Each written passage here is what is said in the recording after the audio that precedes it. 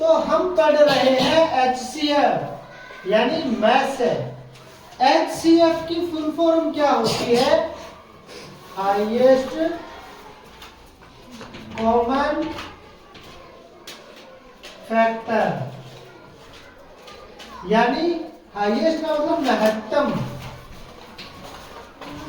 Common sum समान, factor यानी गुणनखंड या अपवर्तक। हिंदी में एक शब्द आता है महत्तम समापवर्तक। महत्तम का मतलब बड़े से बड़ा, समापवर्तक यानी समान गुणनखंड, बड़े से बड़ा समान गुणनखंड, बड़े से बड़ा कॉमन गुणनखंड। यानी हम जितनी संख्याएं ले रहे हैं, जितनी संख्याओं की तुलना कर रहे हैं, चाहे वो 2 संख्याएं हो, 3 हो, 4 हो, 5 हो, जिनका में से अपन निकाल रहे हैं, उन संख्याओं में बड़े से बड़ा कॉमन गुणनखंड कौन सा है, मतलब ऐसी कौन सी संख्या है बड़ी से बड़ी जो उन संख्याओं को विभाजित कर दे। समझ गए? ठीक है। तो अब देखो जैसे 12 है और 18 है, गुणनखंड की बात की है तो हमेशा ध्यान रखेंगे में से या तो संख्या के बराबर हो सकता है या संख्या से छोटा, बड़ा नहीं होता। हालांकि महत्तम का मतलब तो होता है बड़े से बड़ा, लेकिन ये संख्या से क्या होता है, या तो बराबर या छोटा। ऐसे ही लघुत्तम होता है, नाम तो लघुत्तम समावर्ती होता है, लेकिन संख्या के बराबर या संख्या के बड़ा, संख्या के बराबर या संख्या से बड़ा, और में से संख्या के बराबर या संख्या से छोटा। ये है गुणनखंड, वो है गुणज। दोनों में अंतर समझ लेना, ठीक है ना? हाँ, तो जैसे 12 और 18 ही ले रहे हैं, बिल्कुल सरल है, बहुत आसान है। 12 के गुणनखंड कौन कौन से होते हैं? एक का भाग भी जाता है, 2 का भी जाता है, 3 का भी जाता है, 4 का भी जाता है, 6 का भी जाता है और 12 का भी जाता है। ठीक है। दूसरा है 18, तो 18 है, 18 में 1 का भी जाता है, 2 का भी जाता है, 3 का भी जाता है, 6 का भी जाता है, 9 का भी जाता है और 18 का तो जाता है ही। अब इसमें देखना है अपने को समान अपवर्तक, यानी समान अपवर्तक, कॉमन गुणनखंड जो दोनों में आए। साम गुणनखंड कौन कौन से? एक तो सब में रहता ही है, एक तो सभी में कॉमन रहता है, जिनमें कोई कॉमन नहीं होता उनमें एक कॉमन होता है। जैसे कोई भी अभाज्य संख्याएं अपन लेते हैं तो उनका महत्तम समावर्तक एक ही होता है। ठीक है, 2 आ गया, 3 आ गया, 6 आ गया, तो यहाँ पर बड़े से बड़ा अपवर्तक कौन सा आया है? 6। हालांकि 2 भी है, 3 भी है, 1 भी है, लेकिन बड़े से बड़ा क्या है? 6 से बड़ा कुछ भी नहीं है इसमें, तो इनका में से क्या आएगा? 6। क्या आएगा? 6। समझ गए? ठीक है। अब ये तो मैंने समझाया है कि में से होता क्या है, इसको निकालते कैसे? देखो 12 है, 12 की अभाज्य गुणनखंड कर लो। सबसे पहले अभाज्य गुणनखंड करो, क्या आएगा? 2 किया, 6, फिर 2 से किया, 3, फिर 3 से किया, 1। समझ गए? अब 18 लेंगे, 2 से किया 9, फिर 3 से किया, 2 का जाएगा नहीं। अभाज्य गुणनखंड कर रहे हैं ना अपन, 2 के बाद फिर कौन सा आता है अभाज्य? 3।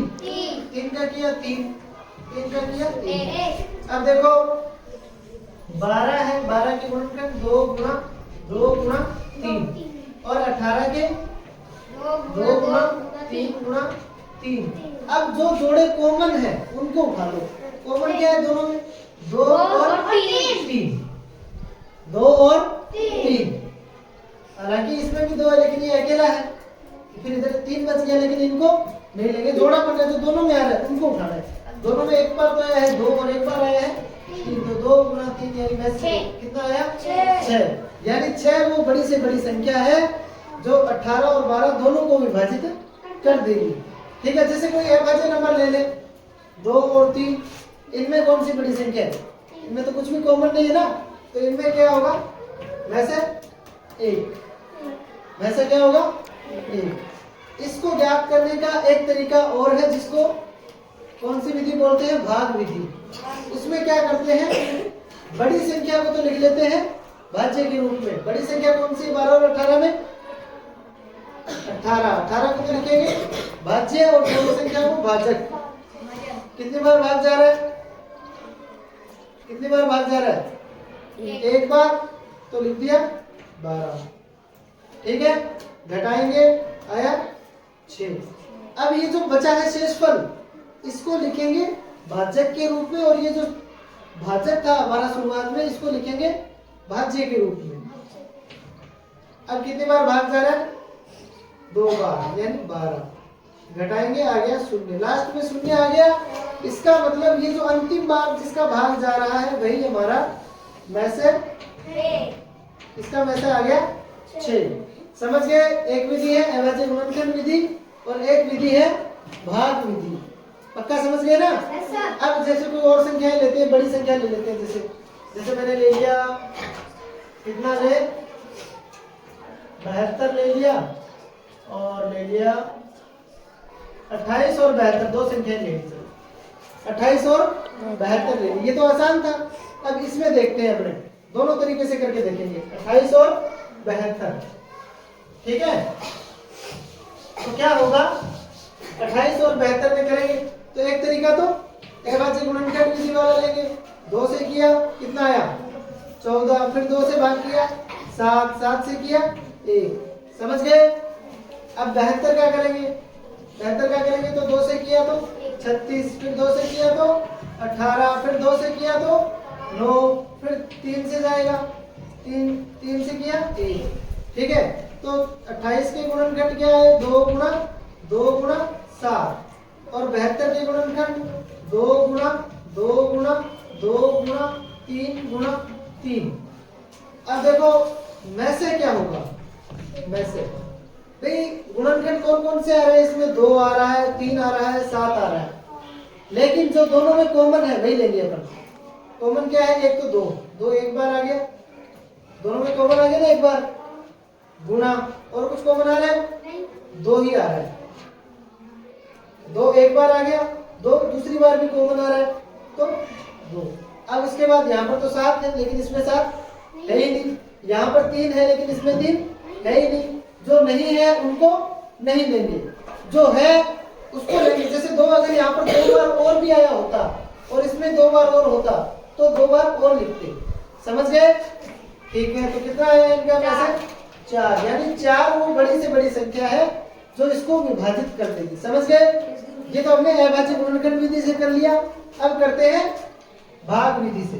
भाग विधि से करेंगे तो बड़ी संख्या को भाज्य और छोटी संख्या को भाजक। ठीक है, एक बार भाग देंगे, एक बार 28 दूनी 56, 2 बार जाएगा। कितनी बार? 2 बार। 56 आ गया, घटाएंगे कितना बचेगा? 12 में से 6 गए 6, यहाँ पे बच गए 6, 6 में से गया 5, बच गए 1। अब ये 16 रहेगा हमारा, क्या रहेगा? भाजक। शाबाश। और 28 क्या बन जाएगा? भाज्य। अब 16 में कितनी बार जाएगा? 16 दूनी 32, तो ज्यादा हो जाता है। एक बार करेंगे, एक बार करेंगे, घटाया, कितने बच गए भाई? 12। कितने बच गए? 12। ठीक है, और इसको ले लेंगे अब भाज्य। उतारते चले जाएंगे, जो भाजक है उसको भाज्य बढ़ाते चले जाएंगे, और जो शेषफल बच रहा है उसको भाजक बनाते चले जाएंगे। ठीक है, कितनी बार भाग जा रहा है? एक बार। एक बार गया, 12 एकम 12। ठीक है, बच गए 4, और ये फिर आगे इसमें भाज्य के रूप में कितनी बार जाएगा? 3 बार, यानी 12। घटाया 0, तो ये अंत में आ गया 0। मतलब यही हमारा क्या है? मैसे। मैसे कितना है? 4। इससे भी देख लो, इससे भी देख लो, दोनों से मैसे कितना आया? 4। मैसे किसी भी विधि से करके देख लो, समान ही आएगा। इनका वैसे 4 है तो 4 ही आएगा, चाहिए किसी रास्ते से आए। बापो घरे आना चाहिए बाढ़ कूद गया। समझ गया या कौन समझिया? ठीक।